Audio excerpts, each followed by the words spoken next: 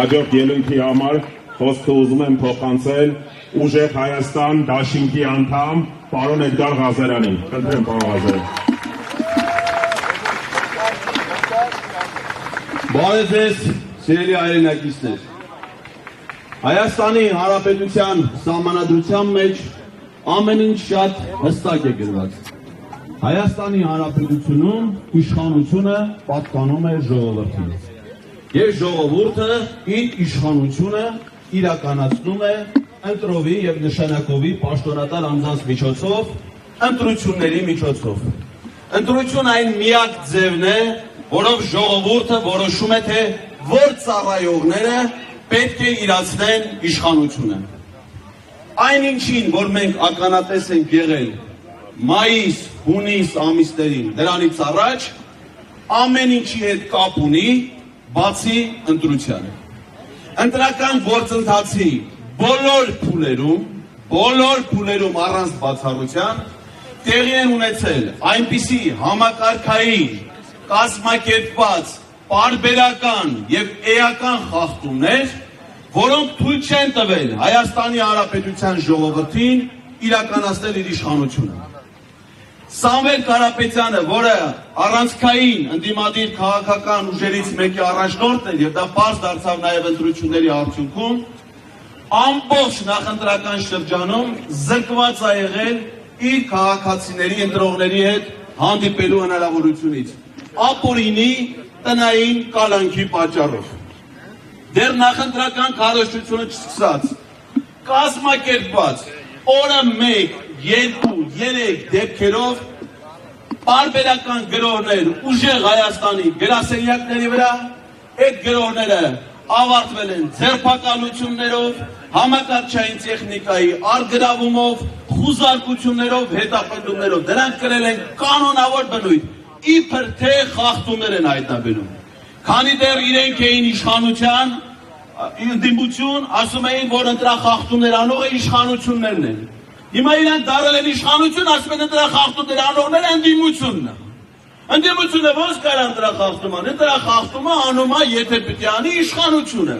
Իրանք իշխանության ղեկին բոլոր հնարավոր ընտրախախտումները անում են, զորով գնում են, ուզում են ընդդիմության շարքերում ընտրախախտումներ անողներ ձեռք բերեն։ Սկզբից ամբողջ հարվածը միայն ուժեղ Հայաստանի վրա էր։ Հետո երբ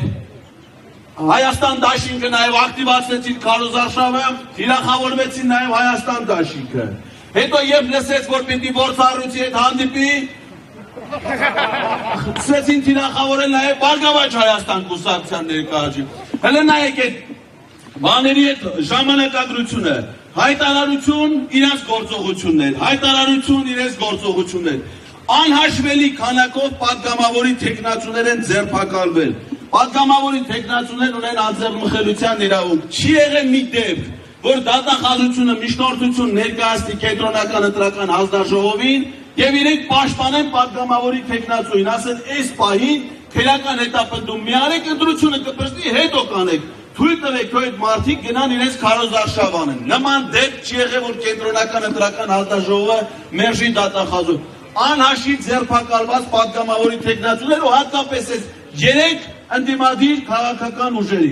Ինչա, խո մենք միամիտ չենք, խո մենք երեխա չենք, խո մենք հիմար չենք։ Այս ամեն ինչը մենք շատ լավ տեսնում ու շատ լավ հասկանում ենք։ Եկել է ասել է քվեարկության օրը, տեսեք ինչքան ընտրախախտումներ։ Տեղամաս չկա, որ բացես, ընդ քվեարկության արդյունքները համապատասխանի առանց շատ քիչ մասնավոր դեպքեր են։ Բայց կենտրոնական ընտրական հանձնաժողովի դասընթացներ էի կազմակերպում, որակավորում էի անում, սերտիֆիկատ, բայց ինչի համար էր։ Ասում են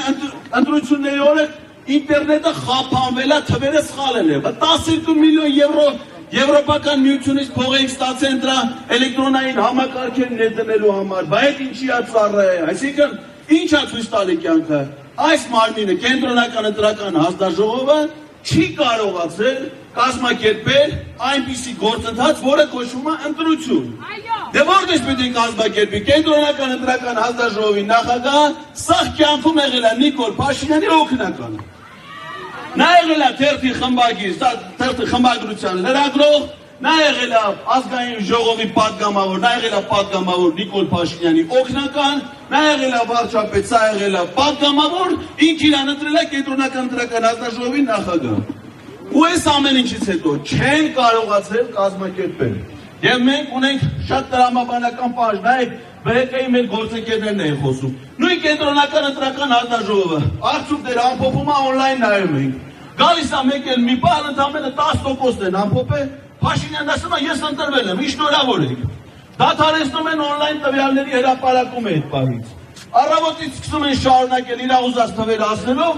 իրենք են հայտարարել, որ ԲՀԿ-ն 4%-ի շեմը հաղթահարում է։ Հետո նստում հաշվարկ են անում, ասում են, եթե ԲՀԿ-ն անցնում է, մանդատները ոնց է բաշխում, իրանք 3/5-ը կորստում են, մանդատները քիչ է ստանում, չէ, չի անցնում ԲՀԿ-ն, 3,996 է։ Վերահաշվարկ են անում, տեսնում են, որ չի ասպալ լավ, ուրեմն այս տեղամասի արդյունքները չեղարկում են։ Օրենքները հստակ ասում եմ, եթե տեղամասի արդյունքները ազդում ընդհանուր ընտրության արդյունքների վրա, վերաքվեարկությունը պարտադիր իմպերատիվ պահանջ է, դատարանել է այդ իրավորոշումով ասել։ Այսինքն այստեղ օրենք ամեն ինչ դրել են մի կողմ, ակնհայտ շտամու պահանջներով ուզում են ժողովրդից խլեն մեր իշխանությունը, ժողովրդի իշխանությունը, եւ դրա համար էլ ուժեղ Հայաստանի դիմումը կենտրոնական ընտրական հանձնաժողովին վերաբերում է ոչ միայն վերահաշվարկին այն տեղամասերում, որտեղ պետք է դա իրականացվի, այլ ամբողջ Հայաստանում ընտրություն չի եղել, Հայաստանում պետք է նոր ընտրություն։ Սիրելի հայրենակիցներ, ամփոփելով խոսքս մի տեղեկություն եմ ուզում ձեզ ասել։ Հիշում եք մեզ ասում էին, սուտ է չափազանցված այդ տեղեկությունները, որ Հայաստան են գալու 300,000 ադրբեջանցիների, քաղաքական շահարկումները ժողովրդին են վախեցնում։ Այսօր Հայաստանը ժամանե Ադրբեջանի նախագահի անվտանգության հարցերով խորհրդական Հիկմետ Հաջիևը Հայաստանում տեղի ունեցած ընտրություններից հետո սա առաջին պաշտոնական պատվիրակության այցելությունն է Հայաստան։ Առաջի արտասահմանցին, որ ընտրություններից հետո պաշտոնյա, որ եկել է Հայաստան, դա Ադրբեջանի նախագահի անվտանգության հարցերով խորհրդական Հիկմետ Հաջիևն է, որը այս պահին գտնվում է Դիլիջանում։ Իսկ ինչ եք կարծում, նա Նիկոլ Փաշինյանի ասած տուրիստներից, տուրիստ է եկել Դիլիջան, հանգստի է եկել, ես չեմ կարծում, որ նա հանգստի է եկել որպես տուրիստ, նա եկել է կոնկրետ խնդիրներ քննարկելու, իսկ Հիկմետ Հաջիև այն պաշտոնյանը, որը ոչ մի քայլ չի կարող անել առանց Ադրբեջանի նախագահի համաձայնության եւ հանձնարարության։ Իլհամ Ալիևը իր առաջի պատվիրակին արդեն գործուղել է Հայաստան, Հայաստանը թրքացնելու եւ այս տարածքի վրա